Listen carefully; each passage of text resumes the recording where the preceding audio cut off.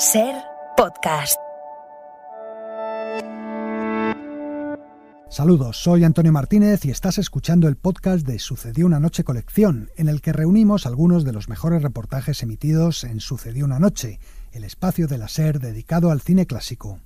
El episodio de hoy está dedicado a la historia tal y como la hemos conocido en las películas. Aquí comienza Sucedió una noche colección, una antología del programa de la SER dedicado al cine clásico. I wanna hide from the sun, I wanna live in the dark, I wanna go to the movies. Nobody's waiting outside, but I feel alright, 'cause I'm here on my own. I can kiss Marion and Jane, I can sing in the rain, I can be Superman. I'll never come out again. Las estrellas míticas, los grandes directores, las películas inolvidables. Don't look for me in the town, I'm not lost in the crowd, I am here at the movies. Bobby's driving his cat, and Steve has a shark that's 30 feet long. I can fly over the cuckoo's nest and come again, 'cause I'm totally crazy. My eyes are wide shut at last.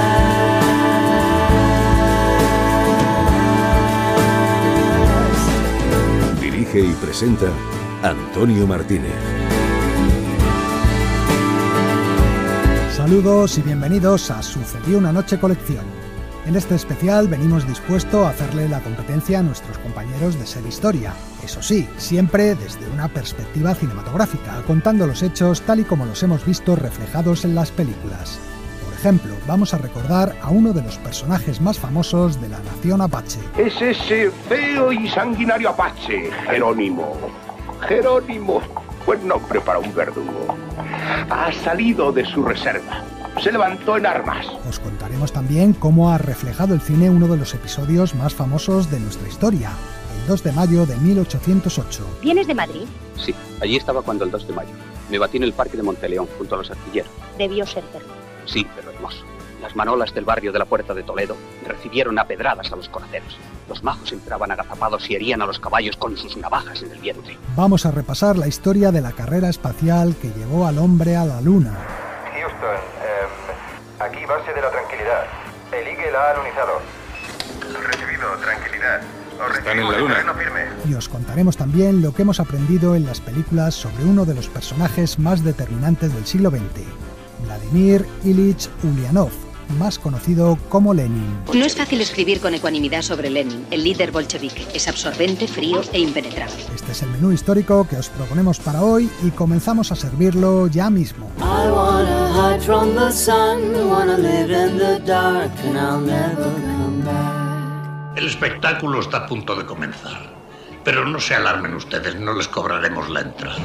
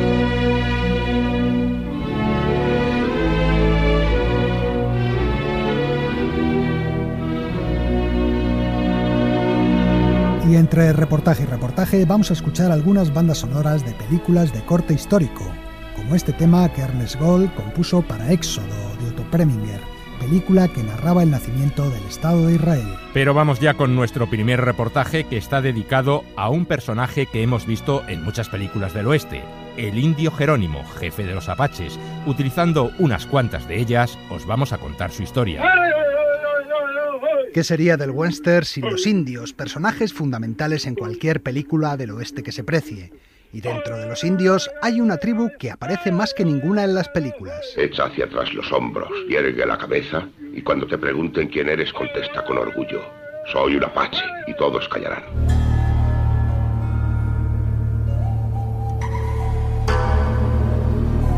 Durante años, los apaches crecieron a lo largo de un extenso territorio que comprende parte de los actuales estados norteamericanos de Arizona y Nuevo México, y se prolonga por tierras mexicanas en lo que hoy se conoce por Sonora y Chihuahua. Cochise no quiere a los blancos como enemigos. No es bueno pelear con ellos. Gracias a jefes como Cochise, los chiricahuas, mezcaleros, jiraquillas y demás tribus apaches vivían en paz con los mexicanos, comerciaban con ellos e incluso algunos hombres tomaban esposas indias. Haya siempre amistad entre apaches y mexicanos. Ese es mi deseo. Todo ello cambió cuando Texas se unió a Estados Unidos y estalló la guerra contra México. Tras su victoria, Estados Unidos conquistó las tierras de Arizona y Nuevo México, y la nación apache quedó partida entre dos países. Los colonos empezaron a instalarse en tierras indias y estos respondieron atacándoles. Y claro, el ejército llegó en su defensa. ¡Toque de carga! ¡Corneta!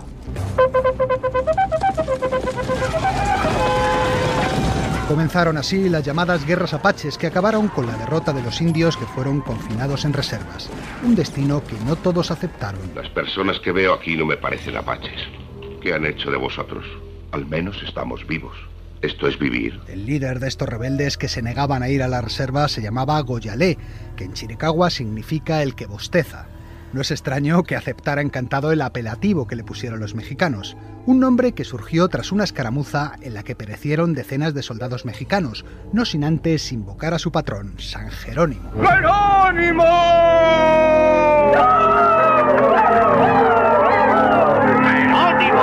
Y ese fue el nombre de guerra que eligió. También abandono mi nombre. Me llamaré como me llaman mis enemigos mexicanos.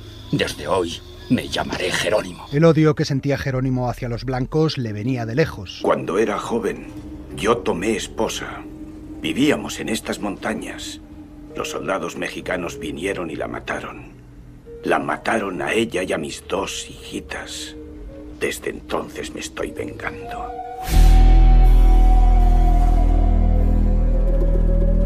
Jerónimo destacaba por su valor, y los apaches le atribuían también ciertos poderes de adivinación e interpretación de los signos de la naturaleza. Un hombre medicina apache.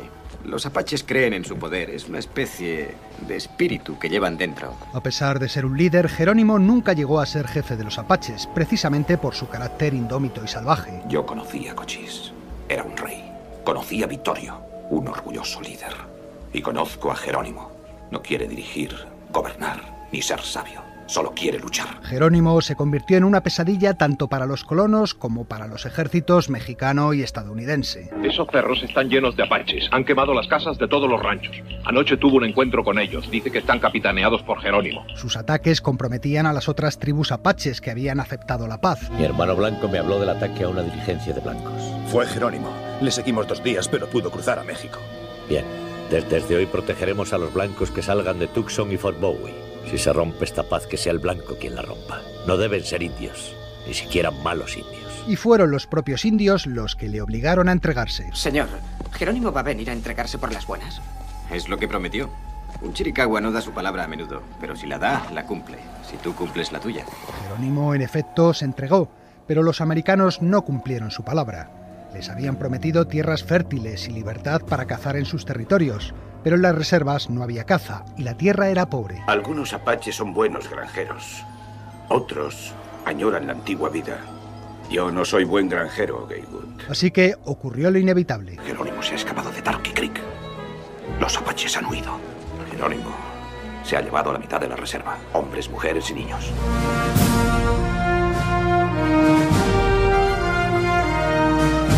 Huido de nuevo, se instaló con sus fieles en México, en las montañas de Sierra Madre. Esta vez no combatiremos para seguir viviendo como antes. Les vamos a declarar la guerra. Durante un tiempo, Jerónimo se dedicó a atacar a las patrullas tanto mexicanas como estadounidenses, a uno y otro lado de la frontera, y a saquear a los colonos en busca de provisiones. Vimos una diligencia. 4 muertos, sin caballos. También han quemado 2 ranchos hacia el oeste. Han cogido caballos, comida y municiones. Hartos de sus desmanes, el ejército norteamericano diseñó una operación de caza y captura. Nos han encomendado detener al renegado apache Jerónimo. Cumpliremos esa misión, tendremos éxito. Durante meses le buscaron sin éxito. Jerónimo ocupa una zona que es un laberinto intrincado. 500 millas cuadradas del más agreste terreno de México.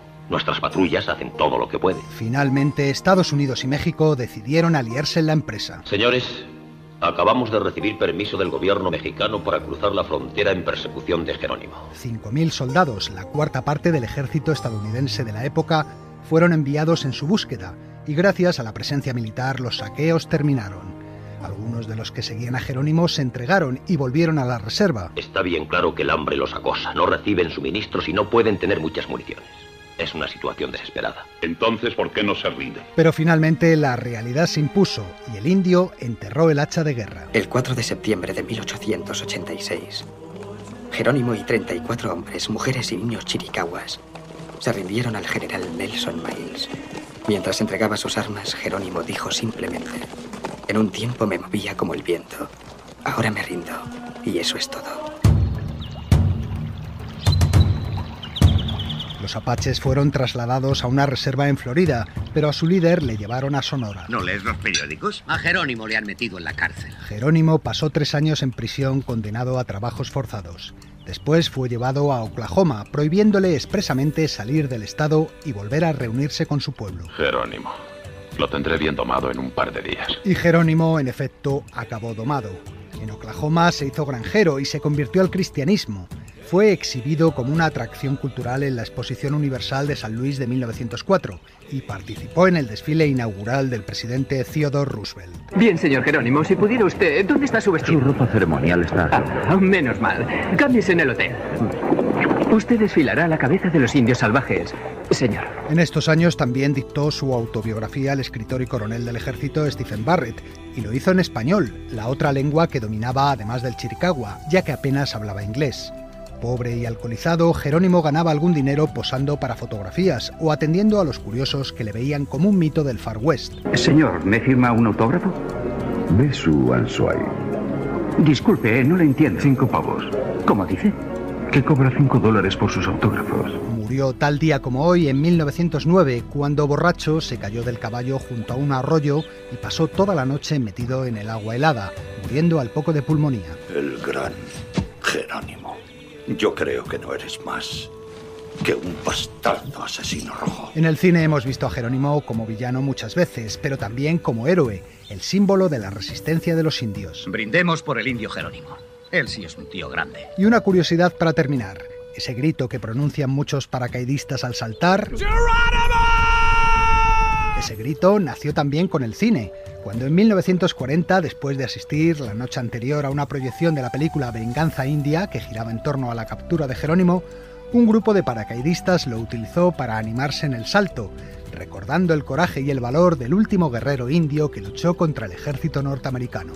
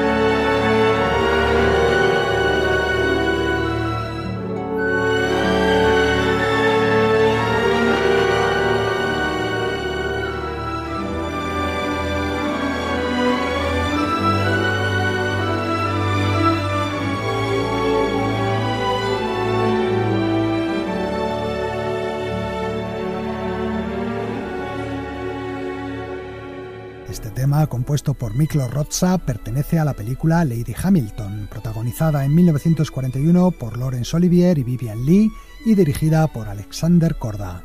Lady Hamilton contaba la historia de la que fuera amante del famoso almirante Nelson, y precisamente el mayor enemigo que tuvo el militar inglés fue quien desencadenó el episodio histórico del que os vamos a hablar a continuación. Nos referimos a un episodio de la historia española, el levantamiento del pueblo de Madrid el 2 de mayo de 1808, con el que comenzó la Guerra de la Independencia contra los franceses. Goya inmortalizó en dos grandes cuadros los sucesos históricos del 2 de mayo. Uno era la carga de los mamelucos, el otro los fusilamientos del 3 de mayo. Y a la izquierda, un madrileño que se tapa la cara con las manos para no ver la muerte de los suyos. Y tal que aquí, un fraile rezando con la cabeza agacha. Y se ven por el suelo muertos, caídos, despatarrados. Y aquí, fíjate que encarnen aquí, un madrileño, descamisado, de rodillas, así, con los brazos levantados, valiente como la madre que lo parió, gritando a los soldados que le van a matar. ¡Viva la libertad! Dos cuadros que son famosos en el mundo entero. ¿Cuál es ese cuadro español? Goya. Goya, sí. Eso es, sí. Yo me acuerdo del mí no me cuadro. gusta la El cuadro se titulaba Mayo de 1805. Pero bueno, Goya está sobrevalorado, como todos los españoles. También Pérez Galdós lo contó con palabras en sus episodios nacionales. La lucha, mejor dicho, la carnicería, era espantosa en la Puerta del Sol. Cuando cesó el fuego y comenzaron a funcionar los caballos, la guardia polaca llamada Noble y los famosos mamelucos cayeron a sablazos sobre el pueblo, siendo los ocupadores de la calle Mayor los que alcanzamos la peor parte, porque por uno y otro flanco nos atacaban los feroces jinetes. Y el cine español, como no, también ha trasladado a las pantallas la lucha contra el invasor francés, pero claro, lo ha hecho a su manera. En esta brava nación hay Dios, las cosas que ocurren. Que vino Napoleón, trágala a que las majas le zurren. Hay que reconocerlo, las películas españolas que tratan los hechos del 2 de mayo y de la Guerra de la Independencia en general no están a la altura de las obras de Goya o de Galdós. Por ejemplo, este que canta era Manolo Escobar en la película Los Guerrilleros, y también hemos visto a Lola Flores en La Venta de Vargas. No solo Madrid ha tenido su 2 de mayo, aquí en Andalucía también sabemos defender. Cada día hay un muerto, un desaparecido. Cuando un hombre sale de su casa, no sabemos si volveremos a ver. O a Sara Montiel en Carmen la de Ronda. Y claro, los que tenemos ya una cierta edad vimos muchas veces en la tele esta escena. ¡No! ¡No venceréis! ¡No podréis vencernos! ¡Nunca entraréis en Zaragoza!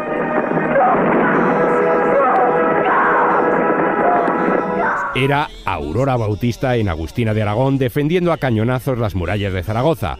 Y hablando de cañones, gracias a un cañón, nuestra Guerra de la Independencia también tuvo una película en Hollywood. Creo que desde aquí hay un buen camino hacia Santander. Sí, capitán. Pero este cañón va a ir a Ávila. ¿Pero acordasteis? Yo no he dicho nada. Conocéis mis órdenes. El general prometió poner a mi disposición el cañón. Pero el general Larena no está aquí. ¿Creéis que podéis atravesar media España con un puñado de hombres? Con este cañón tendré los hombres que quiera. No disponéis de pólvora, la tendré. Era Orgullo y Pasión, con Frank Sinatra haciendo de guerrillero y Cary Grant como militar inglés. En 2008, coincidiendo con el bicentenario, José Luis García estrenó su película Sangre de Mayo. Cuando me llamaron a mí el año 2005, pues estaban preparando ya para el bicentenario una serie bastante amplia de acontecimientos, tanto teatrales como de exposiciones, y les faltaba el cine. Entonces me preguntaron si yo veía un posible enfrentamiento cinematográfico con el hecho del 2 de mayo. Y yo les dije que siempre y cuando utilizáramos a Galdós, creo que se podía llevar a cabo. En fin, que películas hay unas pocas, ya sean buenas, malas o regulares. Con algunas de las que hemos mencionado y otras cuantas vamos a rendir homenaje a los héroes de aquel 2 de mayo de 1808, recordando qué fue lo que pasó.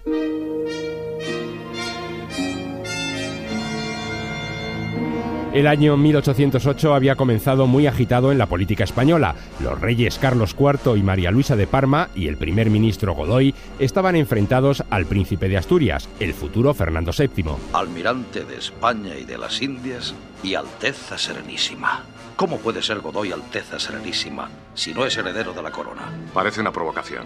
Con ese nuevo título el príncipe Fernando se subirá por las paredes. Y más ahora que el rey está tan enfermo. Pocos meses antes y en virtud del Tratado de Fontainebleau se había permitido el paso de tropas francesas por territorio español. ¿Y qué me dicen ustedes de la entrada de los franceses? Me parece que van a invadir Portugal, porque es aliado de Inglaterra. Ese es el pretexto. Pero sus intenciones yo creo que son otras.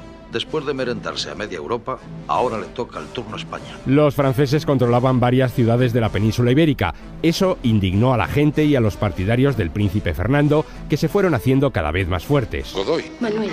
Majestades, ¿qué haces aquí? ¿Qué ocurre, Manuel? ¿No estabas en Madrid? Sí, pero me trae un asunto que no admite espera. Mis agentes en Francia acaban de informarme. El príncipe conspira, mis señores. El propio Bonaparte no es ajeno a esta danza. Lo temía. El príncipe, majestades, haría cualquier cosa por ocupar pronto el trono. Entre el 17 y el 19 de marzo tuvo lugar el motín de Aranjuez que llevó a la caída de Godoy. El rey Carlos IV abdicó en su hijo y se fue a Francia. Hay que actuar al instante. Sí, cerca de Napoleón. Pedirle que mantenga sus pactos con nosotros. Él ha garantizado nuestro trono. Napoleón ordenó entonces que Fernando VII se presentara también ante él, y este viajó a Bayona. Es que el pueblo español no nos quiere. Quiere nuestro rey Fernando VII. Vuestro rey. Vuestro rey va a celebrar una entrevista con nuestro emperador. Los destinos de Europa están en manos de Napoleón. El desenlace de todos estos acontecimientos tuvo fecha concreta. El lunes, 2 de mayo. Ese día, ante el Palacio Real, comienza a arremolinarse la gente.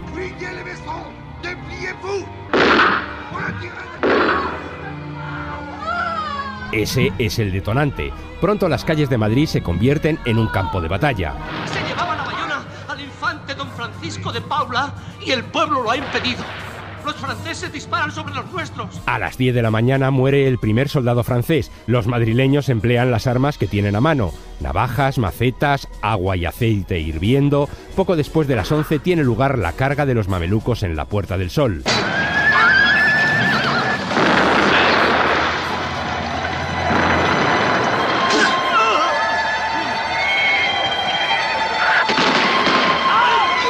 Los militares españoles permanecen acuartelados sin intervenir. Esas son sus órdenes. Solo el parque de artillería Monteleón desobedece y los capitanes Daoíz y Velarde se unen al pueblo de Madrid dándole armas y sacando los cañones del cuartel. Estamos a merced de los gabachos. ¿Es que somos de otro linaje? ¡Malditos de Dios! Los dos morirían allí. Pocas horas después, sobre las 2 de la tarde, el ejército francés comienza a controlar la situación. Empiezan los primeros fusilamientos. El populacho de Madrid, mal aconsejado, se ha levantado en armas contra nosotros los franceses y ha cometido asesinatos. Los españoles que merecen el nombre de tales lamentan tamaños desórdenes, por lo que no ha de confundírseles con esos miserables. Y esa misma tarde, el alcalde de Móstoles, Andrés Torrejón, publica un bando llamando al levantamiento. ¡Españoles! ¡La patria está en peligro! ¡Acudid a salvarla! ¡Guerra al invasor! Al día siguiente, el 3 de mayo, se producen los fusilamientos de la montaña de Príncipe Pío que pintó Goya. Los sucesos de Madrid pronto se conocen por toda España. ¿Vienes de Madrid? Sí, allí estaba cuando el 2 de mayo.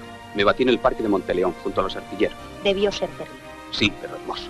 Las manolas del barrio de la Puerta de Toledo recibieron a pedradas a los coraceros. Los majos entraban agazapados y herían a los caballos con sus navajas en el vientre. Vi cadáveres de niños, de muchachas, de ancianos en la Puerta del Sol por haber desafiado la metralla de los cañones. Comenzaba así lo que los historiadores han llamado la Guerra de la Independencia, que daría pie a muchos otros acontecimientos y, por lo tanto, a películas. Por ejemplo, la primera derrota de un ejército de Napoleón en una batalla a campo abierto, la de Bailén. Bailén, un nombre que ahora casi nadie conoce fuera de estos alrededores. Si vencemos, el nombre de este pueblecito ignorado brillará en toda Europa. El tambor del Bruc o los sitios de Gerona y Zaragoza. La heroica Zaragoza comió ratas para seguir la lucha. Hemos cumplido con nuestro deber, pero ¿a qué precio? Pero esas son otras historias y esas son otras películas.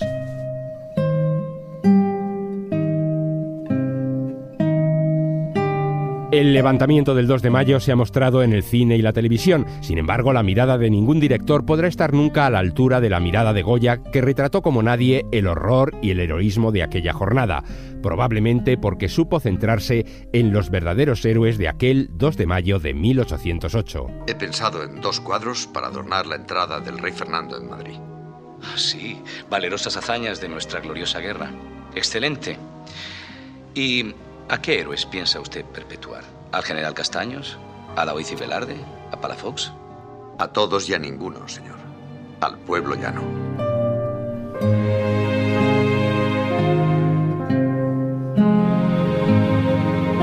Sucedió una noche.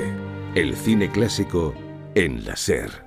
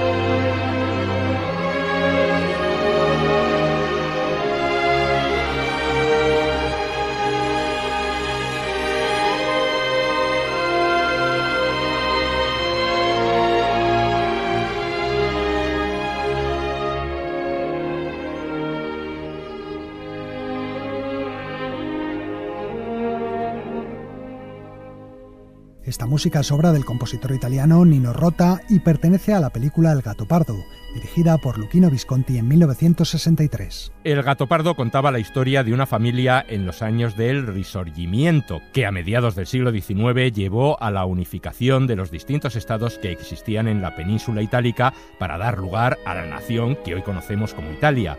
Nuestro siguiente protagonista también puso en pie un nuevo estado, en su caso la extinta Unión Soviética, y lo hizo liderando lo que se conoce como la Revolución Rusa. Os estamos hablando de Lenin. Os vamos a contar brevemente su historia y a darle un repaso también a cómo ha tratado el cine a este personaje. A finales del siglo XIX, Rusia tiene 126 millones de habitantes. La mayoría de ellos son campesinos depauperados. Tan solo hay 2 millones de obreros industriales y todos están bajo la bota de los Romanov, una dinastía que lleva 300 años en el poder y que se niega a hacer concesiones al pueblo. Los ingleses tienen un parlamento. Los reyes británicos renunciaron a sus derechos. Los Habsburgo y los Hohenzollern también. Los Romanov no renunciarán. Yo legaré a mi hijo el poder que he recibido. En un clima político dominado por la falta de libertades y la represión, nace en la clandestinidad el Partido Obrero Socialdemócrata de Rusia, en la ciudad de Minsk. La lucha es lo que tenemos en común. Y por eso te estoy pidiendo que te unas. Aunque admito que tenemos diferencias. Pero quizá ha llegado el momento de la acción unificada, camarada. Uno de sus dirigentes es un joven abogado llamado Vladimir Ilich Ulyanov, alias Lenin. Un joven activista, pero sobre todo un gran teórico del marxismo. Así que es ese. Una cara extraña. Parece el jefe de unos bandidos. ¿De dónde es? ¿De Mongolia? Simbirsk. ¿Dónde estáis? Río Volga arriba. En efecto, Lenin nació en Simbirsk, una ciudad al este de Moscú, el 22 de abril de 1870.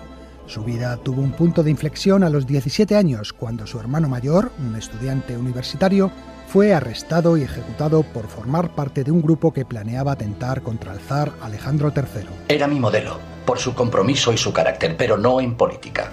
Cuando fue ejecutado, supe que se había equivocado, valiente pero ingenuo. Me di cuenta de que la victoria estaba en otra dirección. A partir de ese momento, Lenin se convierte también en un activista. ¿Habéis oído hablar de un hombre llamado Lenin?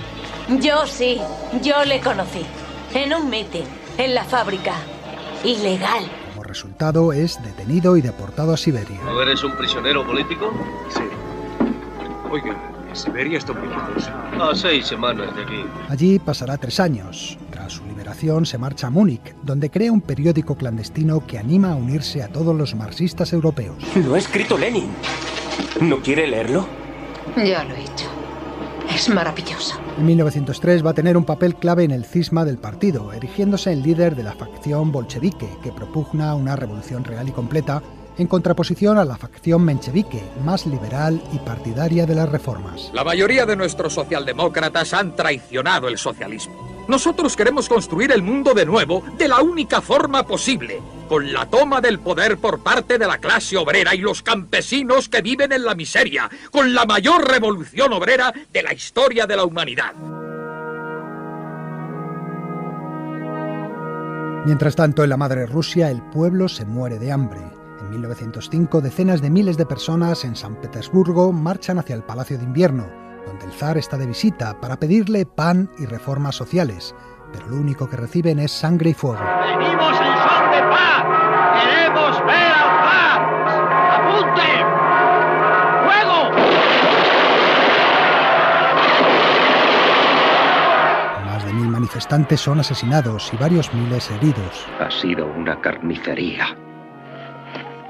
Nicolás, el asesino. La represión posterior llevará a Lenin al exilio. En estos 10 años solamente he pasado 3 meses en Rusia. Hablo y nadie me escucha.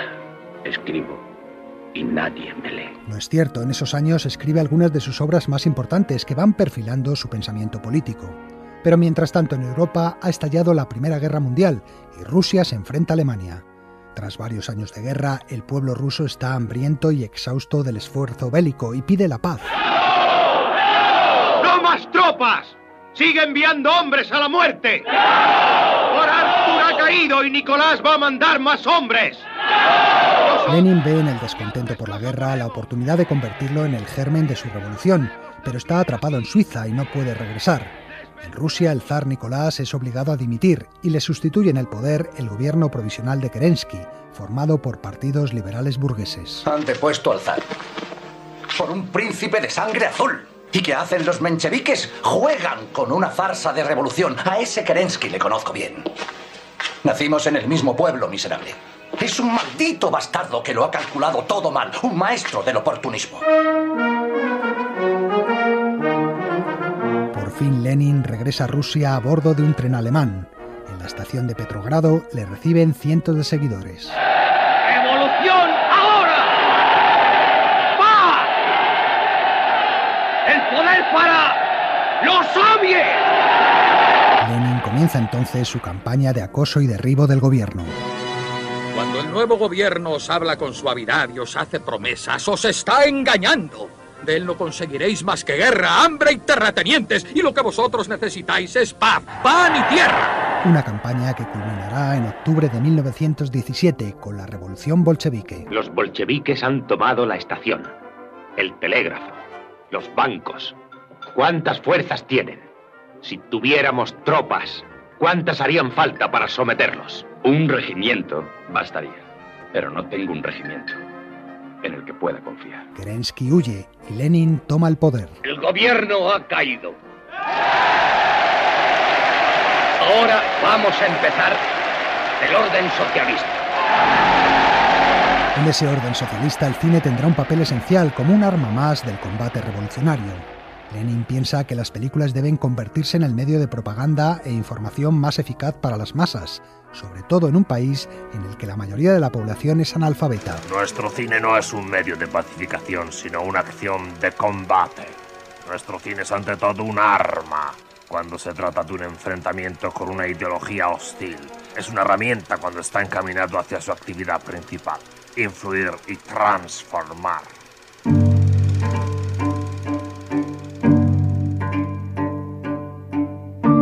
Existen decenas de documentales que giran en torno a la Revolución Rusa y a la figura de Lenin. Entre ellos destacan, por ejemplo, 3 cantos a Lenin de Dziga Vertov o Los 10 días que estremecieron al mundo, basado en el libro del periodista norteamericano John Reed, que fue testigo en primera línea de los hechos. San Petersburgo, capital de Rusia, 25 de octubre de 1917. Hora, las 10 de la noche menos 21 minutos. Anclado en el río Neva, el crucero Aurora espera antes de ocupar un lugar en la historia. Dentro de un minuto exactamente, la tripulación, bajo el mando de los bolcheviques, hará un disparo que será la señal para atacar el Palacio de Invierno. Casi parece un documental, pero no lo es. Octubre, de Sergei Eisenstein, una película realizada en 1927 para conmemorar los 10 años de la Revolución. Recreó la Revolución Rusa en una película como si volviese a ocurrir. Aunque la suya fue más grande y mucho mejor que la original. Y también el doble de cara. Cuando Eisenstein rodó su versión, los barrenderos se quejaron. Les costó 3 días limpiar los cristales rotos. Dijeron que la primera vez la gente había sido más considerada, que no habían causado tanto alboroto. Muchas de las imágenes de la toma del Palacio de Invierno que vemos en documentales o en reportajes pertenecen a esta película, Octubre, y se utilizan como si fueran reales, aunque no lo son. Las cámaras no estuvieron presentes en la toma del palacio. sí han sido recreadas en cambio en forma de ficción en numerosas películas, la mayoría de ellas rusas o de países de la Europa del Este. Este sonido pertenece a la película Lenin en octubre, uno de los muchos films rusos que giran en torno a la figura de Lenin. Una filmografía que llega hasta este mismo siglo, cuando en 2001 Alexander Sokurov, uno de los directores rusos más habituales en los festivales de cine, estrenó Taurus. En ella nos mostraba a un Lenin enfermo y cansado poco antes de morir, preocupado por el afán de poder y la crueldad de su compañero Stalin. Alexander Sokurov. En Taurus somos como médicos que visitan a un paciente. Sabemos muy bien lo que le sucede a Lenin, sabemos el diagnóstico que le espera, sabemos a dónde puede conducirle la enfermedad, pero no tenemos derecho a entrometernos en su final. El cine occidental, en cambio, aún no ha hecho su gran película sobre Lenin. Aparece sí en varios films, aunque siempre como personaje secundario. Por ejemplo, en El agente británico de Michael Curtiz, Leslie Howard era un espía que se enamoraba de la secretaria personal del líder ruso. En Rojos, de Warren Beatty, le veíamos a través de los ojos del periodista John Reed. Lenin es un líder puramente popular, accionado en virtud del intelecto. Es un hombre sin color, sin humor, firme en sus creencias. Puede carecer de la personalidad de Trotsky o de su facilidad de palabra, pero Lenin sigue siendo el arquitecto. En la superproducción de los 70, Nicolás y Alejandra nos le mostraban como un personaje permanentemente malhumorado, astuto y con una tremenda ansia de poder. A mí solo me interesa el poder de Rusia. Y está allí, en la calle, a la espera de que alguien lo tome. Kerensky no durará. Sigue haciendo la guerra cuando el pueblo ansía la paz. Yo les ofreceré la paz. Luego vendrá la auténtica revolución. También le hemos visto en varias miniseries de prestigio, como La caída de las águilas, de la BBC, donde le daba vida el actor Patrick Stewart, o en la italiana El tren de Lenin, interpretado por Ben Kingsley. ¿Por qué sacar a un revolucionario ruso de Suiza y llevarlo a Escandinavia como un paquete postal? Porque es nuestra arma secreta. Si se crea el caos en Rusia, tendrá que salir de la guerra. ¿Y puedo saber quién es ese salvador revolucionario? Le llaman Lenin. Esta miniserie se centraba en el viaje en tren que llevó a Lenin de Zúrich a Petrogrado, como resultado de un acuerdo entre los alemanes y el dirigente bolchevique. ¿Conoces los riesgos? Los de siempre me llamarán traidor, no me importa. Pero el pueblo no lo hará, y eso es lo que importa. En 1922, Lenin fue proclamado líder y máximo dirigente de la Unión de Repúblicas Socialistas Soviéticas. Para entonces, la revolución ya había empezado a mostrar su lado más oscuro. Los soviéticos ya no tienen autonomía local. El Estado central tiene todo el poder lo tienen unos pocos hombres que están destruyendo la revolución. Todos los periódicos han sido cerrados o incautados por el partido. Todo aquel del que se sospecha que es un contrarrevolucionario es detenido y fusilado sin juicio. ¿Cuál será el final? ¿Es justificable tanta barbaridad en nombre de la defensa de la revolución? Pero Lenin no iba a estar mucho tiempo al frente de la dictadura del proletariado. No le digas a nadie que me encuentro mal. Solo estás cansado. Has tenido mucho trabajo.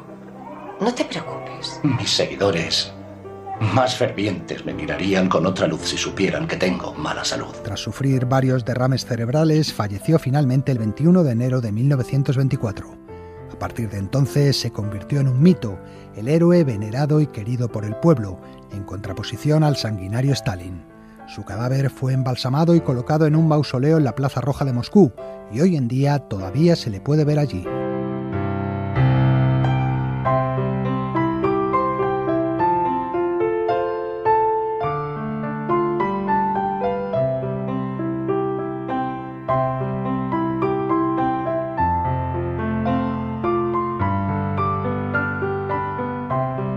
Sucedió una noche. El cine clásico en la SER.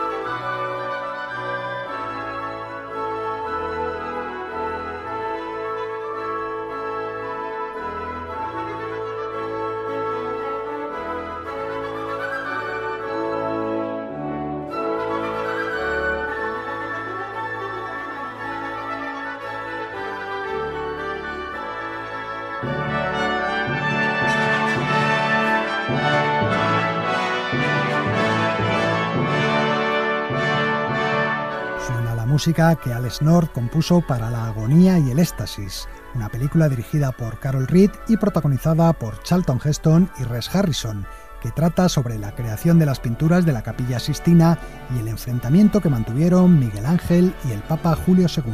El último de los reportajes del programa de hoy nos habla de la carrera espacial que llevó al hombre a la Luna, ese satélite que preside nuestras noches con la luz que refleja y ha dado tanto juego en el cine.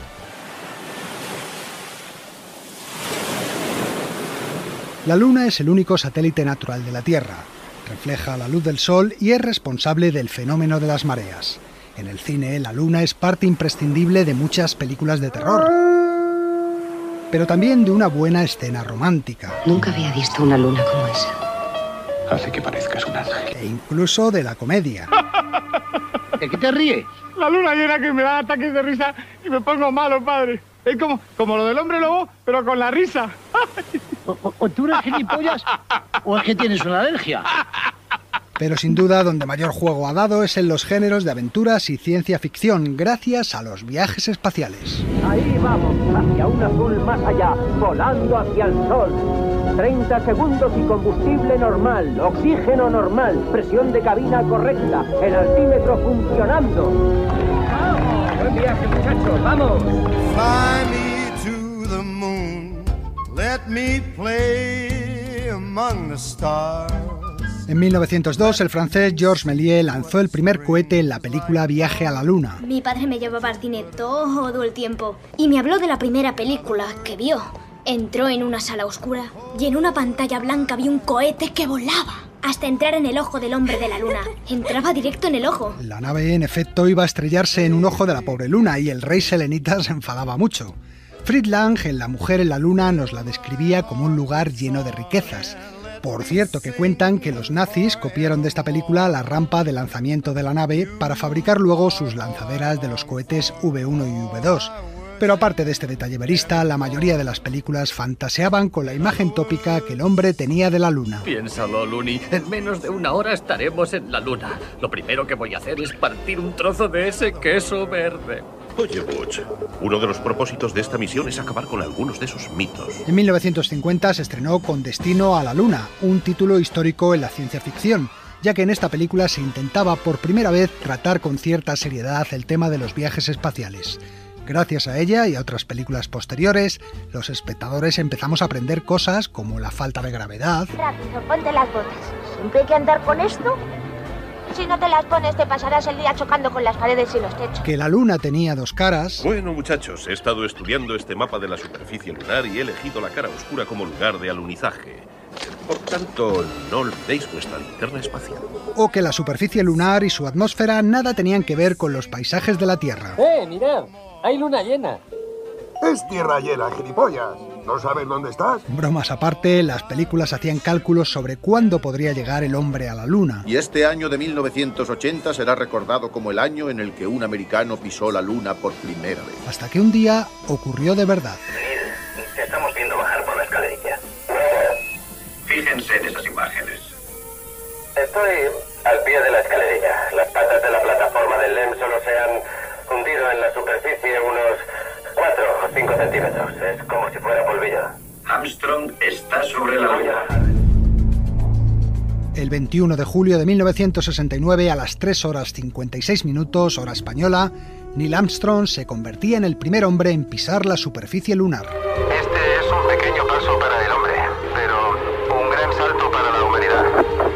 En la Tierra, más de 500 millones de personas contemplábamos la hazaña ante el televisor. Parece mentira, pero que ahí están los tíos, paseándose por la Luna como si estuvieran en la calle de Alcalá. Armstrong y su compañero Aldrin, que descendería a la superficie poco después, habían hecho realidad el sueño que ya se recogía en los textos babilónicos 4000 años antes de Cristo, y que Luciano, Kepler o Julio Verne habían imaginado en sus escritos. Desde hoy vivimos en un mundo en el que el hombre ha pisado la Luna. No ha sido un milagro, sino nuestra voluntad. De esta forma, el viaje a la Luna dejó de ser solo materia para la fantasía y se convirtió también en argumento de dramas y películas más realistas. Gracias a títulos como Elegidos para la Gloria, Carrera Espacial, Cuenta Atrás, El Tiempo de los Primeros, El Cielo de Octubre o Figuras Ocultas, descubrimos el camino que había seguido la ciencia hasta lograr poner un hombre en la Luna.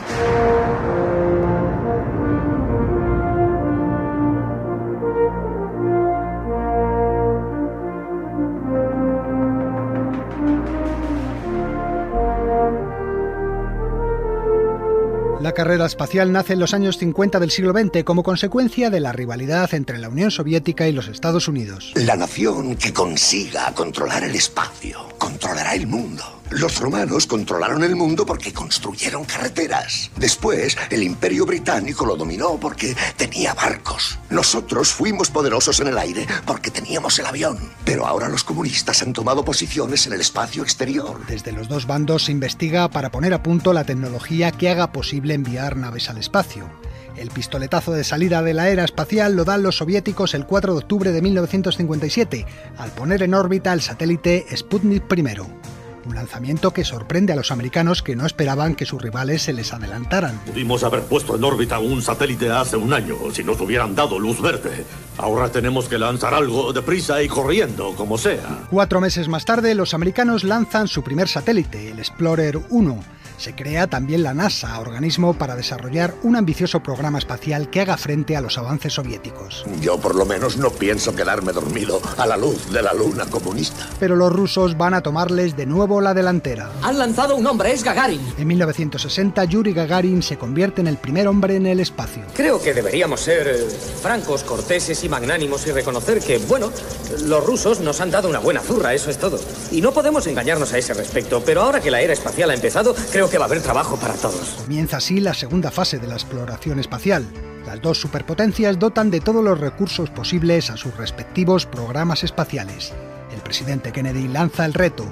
Antes de que acabe la década, un hombre pisará el suelo de la Luna. América debe ser la primera que envíe un hombre allá arriba. A lo largo de la década de los 60, la carrera espacial va marcando nuevos hitos. La vista es fabulosa. Puedo ver perfectamente una gran formación nubosa a la altura de Cabo Cañaveral. El espectáculo es maravilloso. Entendido, Amistad 7. Tienes por delante al menos 7 órbitas. En 1962, el estadounidense John Glenn se convierte en el primer astronauta en dar la vuelta a la Tierra. Pero los rusos consiguen apuntarse un nuevo tanto. Llegó el momento. Unos cuantos tumbos y a pasear. Alexei Leonov consigue el primer paseo espacial de un astronauta. Durante 17 minutos permanece en el exterior de su cápsula, unido a ella por un cable. En los años siguientes se ensayan ensamblajes de naves en el espacio, se envían sondas a la Luna, pero la carrera espacial también se va a cobrar víctimas. En 1967, durante una prueba en tierra de la nave Apolo, 3 astronautas americanos mueren carbonizados dentro de la cápsula. La puerta no pudieron abrirla cuando necesitaban salir. Eso fue lo primero. Y fueron muchas las cosas que salieron mal. Los rusos también sufren su primera catástrofe espacial. El cosmonauta Kamarov muere al estrellarse su nave cuando regresaba a la Tierra. Estos incidentes harán que los programas espaciales de los dos bandos sufran retrasos. Pero al fin, en 1969, los americanos consiguen el objetivo final. Armstrong is on the moon. Neil Armstrong. It's one small step for man, one giant leap for mankind.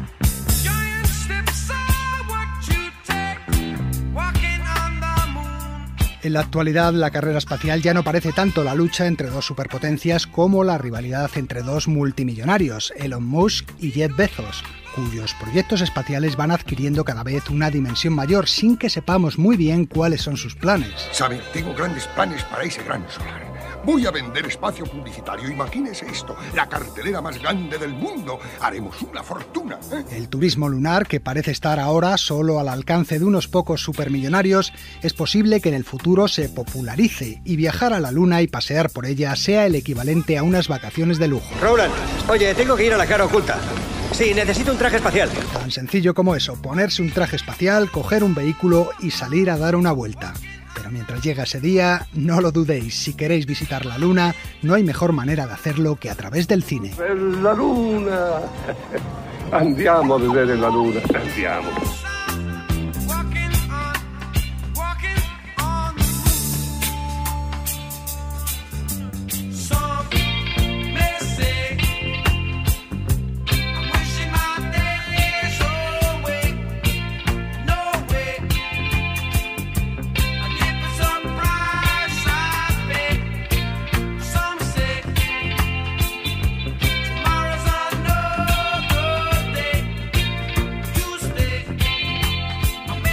Sucedió una noche.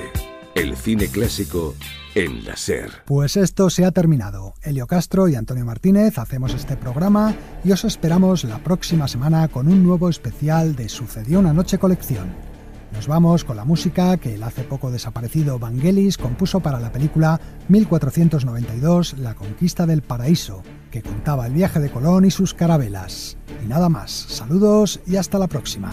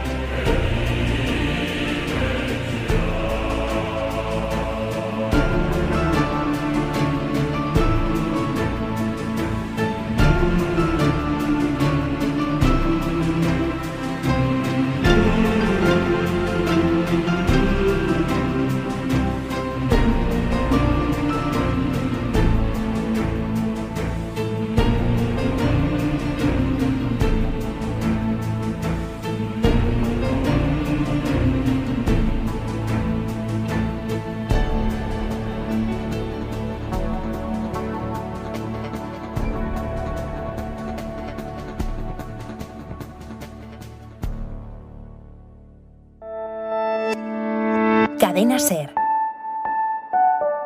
La radio.